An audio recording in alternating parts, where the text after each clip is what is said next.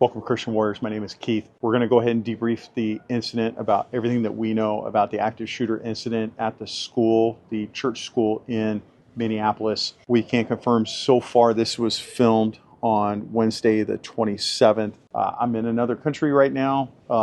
It is almost 6 p.m. my time. It is earlier in the day for you guys. Now, 20 people were shot while they were attending Mass at a school. We know that 2 people have died, 14 children have been injured. 5 children that were shot were taken to Children's Minnesota. Others are receiving care at Hennepin Healthcare. Now, we do know that the shooter was a male in his early 20s dressed in black, and we're going to do a timeline of everything that we know so far. If you want to know where the information came from, I have verified sources, like a listing of where this information came from. If you go to ChristianWarriorTraining.com, if you sign up for my newsletter, I put out all the information with sources so you can go back and look to verify the information that I'm putting out. Just know that this information is going to constantly change. This shooting just happened a couple of hours ago, and you have to know that the initial information is often inaccurate.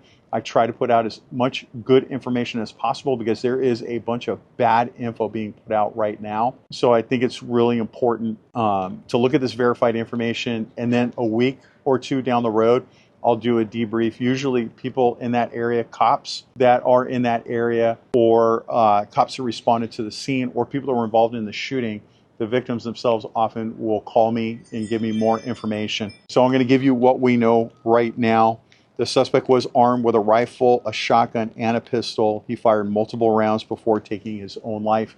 He fired all 3. He did initiate this assault during Mass. Sorry, it is pouring rain right now, and it's wreaking havoc with my notes. Now, a little bit about the church first before we go into the shooting. This happened at Annunciation Church. It's a Roman Catholic parish. It's located at 509 West 54th Street in South Minneapolis. The church is affiliated with an attached Annunciation Catholic school that serves preschool through 8th grade students. Now, the parish is in a residential neighborhood near the city's border with Richfield at 54th Street and Lindale Avenue. Weekly Mass for students is held on Wednesday mornings at 8:15 a.m. and the school had just begun its first week of the new school year on just this past Monday.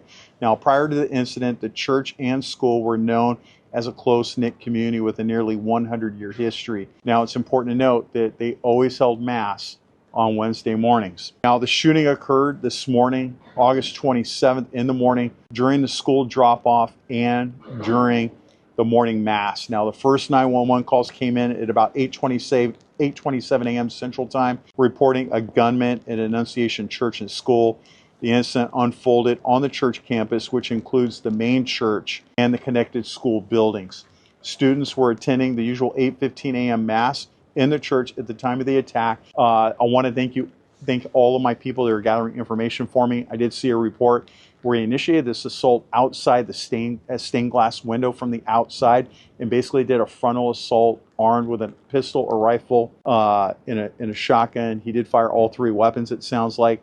He initiated that frontal assault, which is very rare for somebody to do a frontal assault like that. Usually it's an insider attack that does that. And so that just tells us that things are changing. And as you guys have known, just this morning I put out information on what a church attack is going to look like. This did follow some of the information that I put out this morning. I did not anticipate that there was going to be a school shooting today when I put that information out. But I've been warning you guys about how these attacks are going to unfold. I pray that you guys watch the information I'm putting out so that you can share that with your people and you can start anticipating how people are going to attack you. All right, so at 8:27 a.m., residents and a reporter nearby heard sustained burst of gunfire lasting about 45 seconds to a minute. Now, numerous 911 calls were placed reporting an active shooter at the church and school complex. From 8:39, police began arriving within minutes, and a massive law enforcement response was mobilized with more than 65 police emergency units arriving. At 9:10, the situation was still active, and the Bureau of Alcohol, Tobacco, and Firearms announced its agents were responding to an active shooter at the church.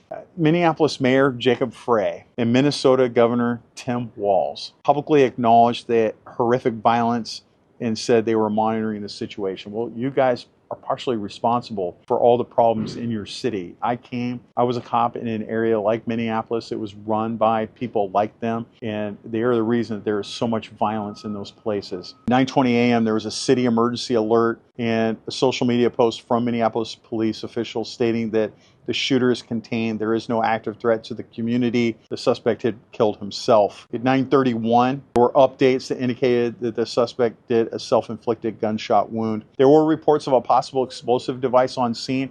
I did hear from an insider that it was a smoke grenade that went off. And you guys have heard from me before that smoke grenades and flashbangs are easily available now online. In fact, I have that in my active shooter kit. Smoke is a great way to really confuse people. And so what I'm looking at with this frontal assault and with the smoke being used and the weapons being used, it is more of a sophisticated attack. It's somebody that put some thought into it. Now at 9:40 onward, with the scene security authorities allowed parents to reunite with their children. And I want you to remember, for those of you that are running a school and a church Sunday school, to start thinking about how you're going to keep people from trying to snatch kids, because parents are going to want to go grab their kids. You need to make sure that you have got those children protected, and then you need to figure out a reunification plan and how that's going to work. And you can't just say, this is how it's going to work. This is what we're going to do. This is what's on paper. You actually have to practice this once a year. Once a year, you need to get all your church staff together, security, the children's ministry, and everybody else. And you need to figure out how that's actually going to play out and walk it through. In fact, my church, we're doing it this November. We're going to practice that whole walkthrough just like we talked about. I hope that you start doing those things as well too. Now look, the active shooter incident was over within roughly an hour from the first shots. We do know that about 20 people were shot. At least 2 people were killed. Those were children. At least 14 others are injured, with 4 of those critical.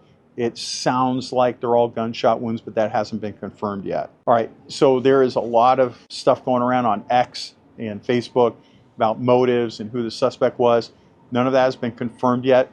The information I gave you is confirmed information. Again, go back to ChristianWarriorTraining.com. I put out my newsletter with all the information I just put out, plus a lot more. There's a lot more information in that newsletter that has links to where I got the information. I want to do a special shout out to Survival Dispatch News and Chris Heaven. They were the ones that alerted me to this right away, and they've been doing a great job with feeding me information so I can get it to you guys. Make sure you follow Survival Dispatch News, my friends over there. They are both on Substack and YouTube. Their crew, and then also a lot of good followers, a lot of you hardcore followers were organizing data knowing that I wasn't even in the country. But I unfortunately know that whenever I leave on vacation or I go on a teaching trip or a mission, that while I'm gone, something horrible happens. And so I bring all my gear with me just in case, and here we are. I unfortunately knew this was going to happen. It is predictable. I've been putting as much information out as I can. In fact, this morning, just before the shooting occurred, a newsletter went out, but I wrote that newsletter a week ago, and it was about terrorism and how an attack is going to unfold at a church. You will see some similarities to what I talked about in that newsletter and what happened today. So I pray that you guys take that very seriously. Now look, I'm going to put out more information next week or the week after as this situation unfolds and we learn more information. And I will most definitely have it out on my newsletter at ChristianWarriorTraining.com. So sign up over there if you're not.